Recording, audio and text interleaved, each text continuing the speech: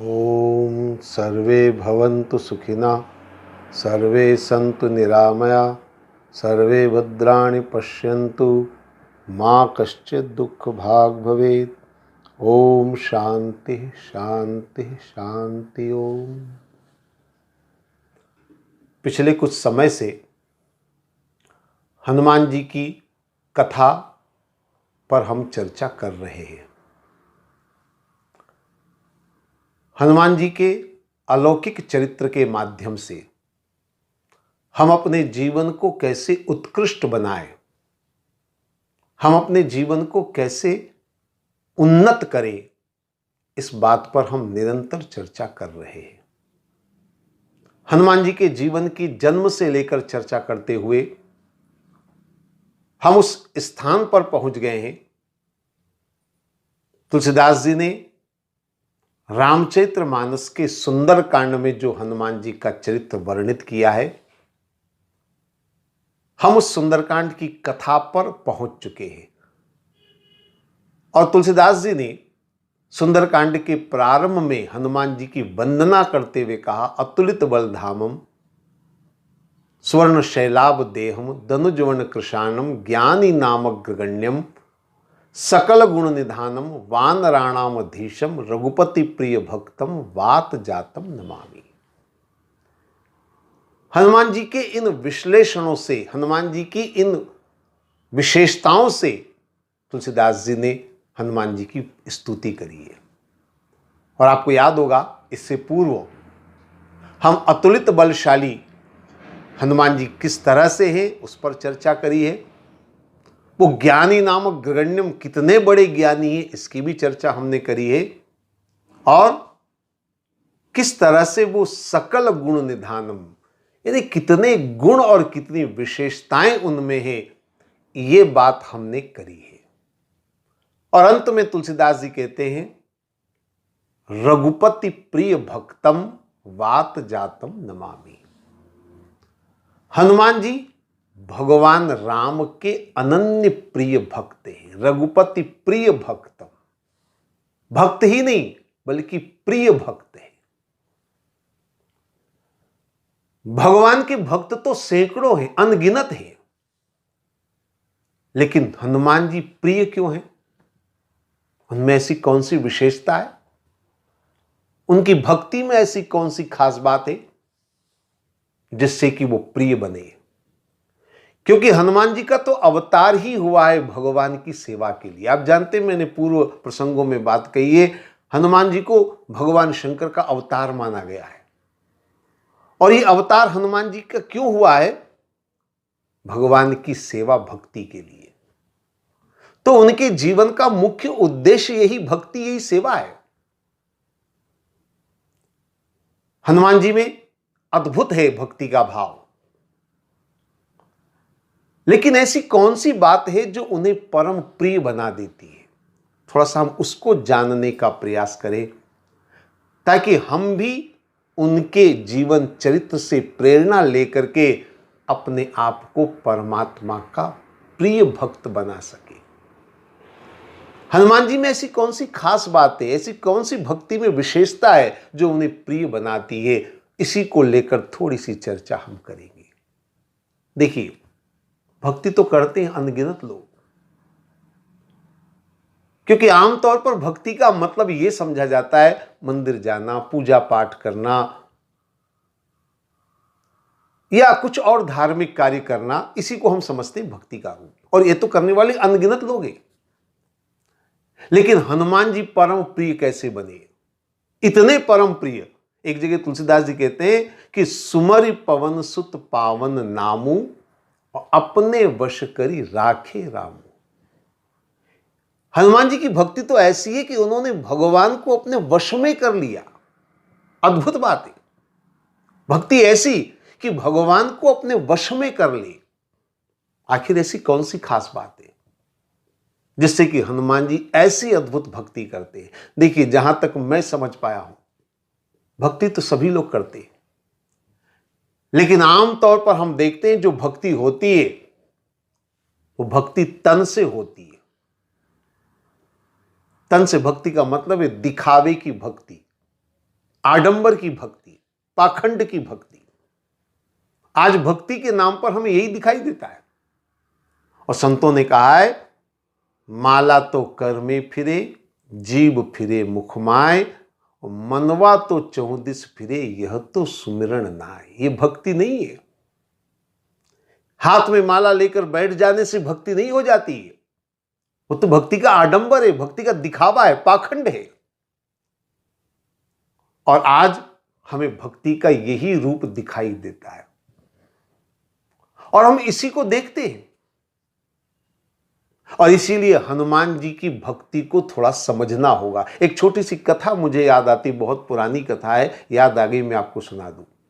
बहुत पुराने जमाने की बात है, जब आवागमन के साधन नहीं होते थे, लोगों को पदयात्राएं करनी पड़ती थी। हां, जो धनपति होते थे या राजा महाराजा होते थे, वो रथों में बैठकर आवागमन कर लेते, लेकिन हर आदमी के लिए यह सुगम नहीं था। आम आदमी पैदल यात्राएं करता था और इसलिए आवागमन के साधन न होने कारण लोग आते जाते कम थे। और तीर्थ यात्रा करना उस समय बड़ा कठिन कार्य था। और उनमें भी बद्रीनाथ, केदारनाथ जैसे दुर्गम पहाड़ों की यात्रा करना तो बहुत ही कठिन था। ऐसी यात्राएं अगर जीवन में कोई एक आध बार कर लेता था तो दुनिया वाले उसकी प्रशंसा करते थे, जय जयकार करते थे। लेकिन उस जमाने भी एक आदमी ऐसा था जिसने एक दो बार नहीं, तीन चार बार नहीं, बल्कि 17 बार बद्रीनाथ केदारनाथ की पैदल यात्रा करी। पूरा गांव उनकी स्तुति गाता था। वो जब भी यात्रा करके लौटते थे, उनका भव्य जुलूस निकाला जाता था, सम्मान सत्कार जय जयकार होती थी, अभिनंदन किया जाता था उनका। और केवल यात्रा ही नहीं, दैनिक दिनचर्या में भी वो आदमी रोज 4-5 घंटे मंदिर में बैठकर पूजा पाठ भी करता था। आते जाते रास्ते में जब देखो तब वो राम राम राम राम सुमिरन करता रहता था। तो सारे गांव ही नहीं बल्कि पूरे क्षेत्र के लोग उन्हें भगत जी के नाम से जानते थे। भगत जी का बड़ा सम्मान था, जगह जगह उनका सम्मान होता था, लोग उन्हें भोजन का न्योता देते थे, रास्ते में मिल जाए तो उन्हें दंडवत प्रणाम करते थे। ऐसे बड़े प्रसिद्ध भगत जी। एक बार ऐसा हुआ, दोपहर को भोजन के बाद वो सोए, नींद लग गई, स्वप्न देखा उन्होंने, उनकी मृत्यु हो रही है। यमदूत लेने के लिए आए। यमदूतों को देखकर भगत जी चौंक गए। अरे, मैंने इतने सत्कर्म किए, मैंने इतने पुण्य कर्म किए, मैं इतना बड़ा भगत हूं भगवान का, मेरे लिए तो देवदूत आने चाहिए, भगवान के धाम मुझे जाना चाहिए। तो भगत जी ने उन यमदूतों से कहा, आप लोग मिस्टेक, भूल से यहां मेरे पास आ गए। शायद एक नाम के 2 आदमी एक साथ मरे होंगे। आप तो मैं तो इतना बड़ा धार्मिक आदमी हूं। यमदूतों ने कहा, महाराज हम आपको ही लेने के लिए आए हैं और आपको ले जाएंगे। ले जाने लगे। भगत जी असंतुष्ट थे। भगत जी ने कहा, ये न्याय लिखने वाले जो चित्रगुप्त जी महाराज, मुझे उनसे मिलना है। यमदूतों ने कहा ठीक है। ले गए चित्रगुप्त जी के पास। भगत जी हाथ जोड़कर चित्रगुप्त जी से बोले, महाराज आप जरा ध्यान से देखिए, मैं तो इतना धार्मिक आदमी, मैं इतनी पूजा पाठ करने वाला, इतनी तीर्थ यात्रा करने वाला, मुझे तो स्वर्ग वैकुंठ मिलना चाहिए। चित्रगुप्त जी महाराज मुस्कुराए और मुस्कुरा करके बोले, महाराज भगत जी, हमारे यहां का लेखा जोखा बिल्कुल सही है, कोई गलती नहीं। भगत जी ने कहा, आपने मुझे पहचाना? चित्रगुप्त जी ने कहा, बिल्कुल पहचाना। आपने 17 बार बद्रीनाथ केदारनाथ की यात्रा करी, आप इतनी पूजा पाठ करते थे, इतना मंदिर जाते थे, सब कुछ मैं जानता हूं। अब भगत जी गिड़गिड़ाने लग गए, बोले, महाराज एक बात बताइए, हमने जिंदगी भर यही सुना है, जो जस करहि सो तस फल चाखा। अच्छे कर्म करेंगे तो अच्छा फल मिलेगा, स्वर्ग मिलेगा, वैकुंठ मिलेगा, भगवान का धाम मिलेगा। यहां तो उल्टा मामला हो रहा। तो क्या ये कर्म फल का सिद्धांत गलत है? चित्रगुप्त जी ने महाराज ने कहा बिल्कुल गलत नहीं है, सब सही है। जो जस करई सो तस फल चाखा, सिद्धांत में कोई गलती नहीं है। परंतु थोड़ा सा समझिए, आपने जितनी तीर्थ यात्रा करी उसका पुण्य फल जो बलता है वो आपने वही भोग लिया। भगत जी समझे नहीं, बोले क्या कह रहे हैं आप? बोले हां, आपका जो जुलूस निकलता था, आपको जो फूल मालाएं पहनाई जाती थी, चंदन वंदन लगाया जाता था, ये आपके उसी तीर्थ यात्रा के पुण्य का ही तो फल है जो आपने वही भोग लिया। भगत जी ने अब बड़े घबराए हुए स्वर में कहा, और मैं मंदिर जाता था पूजा पाठ। चित्रगुप्त जी ने कहा चिंता मत करिए, वो पुण्य फल भी आपने वही भोग लिया। कैसे? आपको लोग जो है वो हाथ जोड़ते थे, आपको दंडवत प्रणाम करते थे, आपको भोजन का निमंत्रण देते थे, आपको भेंट दक्षिणा देते थे, आपकी प्रशंसा करते थे। ये सारे फल आपने जो भोगे ये उसी पूजा पाठ का ही तो पुण्य का फल है। यानी आपने जितने सदकर्म किए उसका पुण्य फल आपने वही पा लिया। अब बचा क्या? बचा आपका अहंकार। मैं इतना मंदिर जाने वाला, मैं इतनी पूजा पाठ करने वाला, मैं इतनी तीर्थ यात्रा करने वाला, वो जो अहंकार आपका बच गया उसका फल आप वहां नहीं भोग पाए, और उसी को भोगने के लिए आपको नरक में जाना पड़ेगा।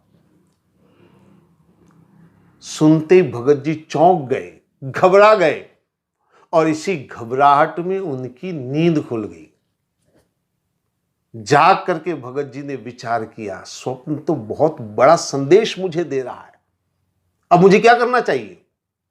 भगत जी ने उसी समय निर्णय लिया, मैं तीर्थ यात्रा में तो जाऊंगा पर किसी को बताकर नहीं जाऊंगा, चुपचाप निकल जाऊंगा। तो चुपचाप भगत जी यात्रा करने चले जाते थे, आते थे तब भी किसी को खबर नहीं करते थे, चुपचाप नगर में आधी रात को प्रवेश कर जाते थे। कोई पूछता कहां गए तो बताते नहीं थे कि मैं तीर्थ यात्रा करके आया हूं। मंदिर भी जाते थे लेकिन ऐसे समय में जब गांव के लोग सब सो रहे हों, किसी को पता नहीं चलता था। सारे पूजा पाठ के नियम चलते रहे पर किसी को पता न चलने पाए। धीरे धीरे लोगों ने, गांव वालों ने देखा कि आजकल भगत जी यात्रा पर नहीं जाते, मंदिर नहीं जाते, पूजा पाठ नहीं करते। तो गांव वाले समझे लगता है बुढ़ापे में अब इनकी बुद्धि भ्रष्ट हो गई है, अब ये धार्मिक नहीं रहे। तो धीरे धीरे गांव वालों ने उनका मान सम्मान कम कर दिया, उन्हें बुलावा न्योता भोजन का देना बंद कर दिया। धीरे धीरे जयराम जी करने वालों की संख्या कम होने लगी, क्योंकि अब लोग समझते थे कि भगत जी अब नास्तिक हो गए, धार्मिक नहीं रहे। तो धीरे धीरे लोग उनसे दूर होने लगे। अब आप विचार करिए, वो आदमी सही अर्थों में धार्मिक कब था? पहले जब दुनिया उन्हें धार्मिक मानती थी तब, या बाद में? निश्चित तौर पर इस कथा के द्वारा एक बात समझ में आती है कि भक्ति दिखावे की नहीं होनी चाहिए। वास्तव में भक्ति होती तभी जब आदमी दिल से भगवान की भक्ति करता है। यह उदाहरण मैंने इसलिए दिया है कि हम इससे हनुमान जी के चरित्र को आसानी से समझ सके। हनुमान जी के चरित्र की सबसे बड़ी विशेषता यही है कि हनुमान जी के चरित्र में अहंकार नहीं है, मैंपन नहीं है। अपना मैंपन कहीं पर वो प्रदर्शित नहीं करते। मैं करने वाला, मैंने किया। हालांकि उन्होंने जो कार्य किए वो इतने महान अद्भुत कार्य किए, लेकिन कहीं पर भी उन्होंने इसका प्रदर्शन नहीं किया कि मैंने ये काम किया है, मैं ये काम कर रहा हूं। आप देखिए इस सुंदरकांड की कथा में हनुमान जी का लंका में जाना, 100 योजन समुद्र का लांघना, अशोक वाटिका उजाड़ना, अक्षय कुमार का वध करना, रावण को उपदेश देना, रावण के ही दरबार में जाकर के लंका जलाना, कुछ छोटे मोटे कार्य किए? इतने महान कार्य हनुमान जी ने किए। और लौट करके जब भगवान राम के सामने पहुंचे तो अन्य जामवंत जी, अंगद जी आदि ने कहा, नाथ पवन सुत कीन्ही जो करनी, सहसो मुखन जाय नहीं बरनी। हनुमान जी ने जो करके दिखाया है वो हजारों मुख से भी अगर उसका बखान किया जाए तो संभव नहीं है। लेकिन जैसे ये बात सामने आई, हनुमान जी तुरंत भगवान के चरणों में गिर करके बोले कि ये मैंने नहीं किया है, सो सब तव प्रताप रघुराई, नाथन कछु मोर प्रभुताई। ये मैं करने वाला नहीं हूं, ये तो प्रभु आपकी कृपा और आपका आशीर्वाद, आपकी कृपा से ही सब कुछ संभव हुआ है, मैं करने वाला नहीं हूं। ये हनुमान जी की सबसे बड़ी विशेषता है। अहंकार रहित जो कुछ भी कर रहे हैं, अपने मैंपन को खड़ा नहीं कर रहे, अपने अहंकार को खड़ा नहीं कर रहे, मैंने कुछ नहीं किया है, ये तो सब परमात्मा कर रहे हैं। हनुमान जी की जगह अगर कोई दूसरा होता और लंका में जाकर इतने इतने बड़े कार्य हनुमान जी ने जो किए, इतना अगर कोई कार्य करता तो निश्चित तौर पर वहां 10-8 लोगों को जरूर कहता, मैं हनुमान, मैंने किया है, ये ध्यान रख लेना, मेरा नाम जिंदगी में कभी भूलोगे नहीं, मेरा नाम, ऐसे अपने नाम का प्रदर्शन करता, दिखावा करता। लेकिन हनुमान जी ने तो किसी को अपने नाम की भनक नहीं होने दी। यहां तक कि रावण, जो हनुमान जी के बल को सबसे अधिक बलवान मानता है, रामादल के सारे वीरों को वो नहीं मानता है, लेकिन वो कहता है एक हे कपि एक महाबलशाली, एक बलशाली है वानर। वो कौन? बोले नाम नहीं जानता हूं मैं, आवा प्रथम नगर जेही जा रहा। वो काम बता रहा है कि जिसने लंका जलाई वो है बलशाली, यानी रावण भी नाम को नहीं जानता था। ये हनुमान जी की सबसे बड़ी विशेषता है, ये हनुमान जी के चरित्र की सबसे बड़ी महानता है। अहंकार रहित होकर के भगवान की भक्ति, कहीं भक्ति का प्रदर्शन नहीं, कहीं भक्ति का दिखावा नहीं, कहीं पर यह नहीं कि मैं भक्त हूं भगवान का। तो हनुमान जी के चरित्र को अगर देखा जाए तो सबसे बड़ी भक्ति की जो भाव उनमें दिखाई देता है, वो इसीलिए दिखाई देता है क्योंकि वो अहंकार रहित है। यहां तक कि भगवान के साथ दिन रात रहने वाले, जन्म से लेकर जीवन पर्यंत राम की सेवा में रहने वाले लक्ष्मण जी, उनमें भी अहंकार आया। आप देखिए उनके चरित्र को। जब भरत जी आ रहे थे अयोध्या से चित्रकूट की ओर भगवान राम को मनाने के लिए, तो सेना को देख करके, भरत जी को आता हुआ देख करके लक्ष्मण जी के मन में आया कि अगर भरत को राजमद हो गया है और अगर भरत ये सोचता है कि राम अकेले हैं जंगल में, मैं उनको मार करके अयोध्या का राज्य करूंगा, तो मैं लक्ष्मण अकेला भरत और भरत की चतुरंगी सेना का संहार कर सकता हूं। मैं लक्ष्मण, ये मैंपन खड़ा हुआ लक्ष्मण जी में। हालांकि बाद में भरत जी की स्थिति देख करके लक्ष्मण जी बड़े शर्मिंदा हुए, लेकिन एक बार मैंपन खड़ा हुआ। लेकिन हनुमान जी के चरित्र में आप देखें, हनुमान जी के जीवन में कभी ऐसा कोई अहंकार नहीं दिखाई देता, और इसीलिए हनुमान जी भगवान के परम प्रिय भक्त बन गए। भगवान स्वयं कहते हैं, मुझे प्रिय कौन है? बोले निर्मल मन जन सो मोहि पावा। जिसका हृदय निर्मल हो, जिसका हृदय पवित्र हो, वो मुझे प्रिय है। और यही बात हनुमान जी के अंदर में है। हनुमान जी विनम्र हैं, हनुमान जी सरल हैं, और हनुमान जी अहंकार रहित हैं, और इसीलिए हनुमान जी भगवान की प्रिय भक्त हैं। ऐसी निश्चल भक्ति, ऐसी निष्कपट भक्ति, ऐसी अहंकार रहित होकर के भगवान की भक्ति जब कोई करता है तो वह परमात्मा का प्रिय बन जाता है। मैं आपसे निवेदन करूंगा, हनुमान जी के इस चरित्र के द्वारा एक बात जीवन में आप गांठ बांध ले कि हमें परमात्मा की भक्ति करनी है, लेकिन प्रदर्शन नहीं करना है, दिखावा नहीं करना है, लोग देखें इसलिए नहीं, बल्कि हमारे अंतरतम के अंदर परमात्मा की भक्ति का भाव प्रस्फुटित होना चाहिए। तब हनुमान जी का जैसा भाव हमारे अंदर आएगा, तब ऐसी भक्ति हमारे अंदर उदित होगी जिससे कि हम अपने जीवन का कल्याण करें, अपने जीवन को पावन पवित्र करें। ओम शांति शांति शांति। ओम।